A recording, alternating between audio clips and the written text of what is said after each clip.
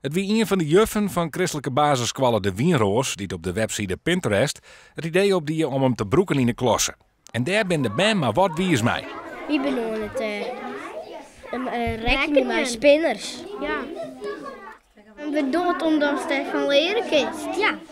Dan lijst maar op, draaien, werd het, er zit een stickertje op, werd het sticker hier geweest. Die moest opschroeven en dan nog een keer. Ja, werd het dan op zit, dan moest er een somke voor mij zien. Ja. Het ligt te werk in. De band concentreer je haar beter. En soms een drege som worden heel iets makkelijker. Het is een middel natuurlijk om iets te leren. Je hebt verschillende middelen. We hebben computers en we hebben schriftjesboeken, we hebben van alle middelen. Maar dit is iets wat hen heel goed interesseert. En iets wat die interesseert, daar leert je het meeste van, denk ik.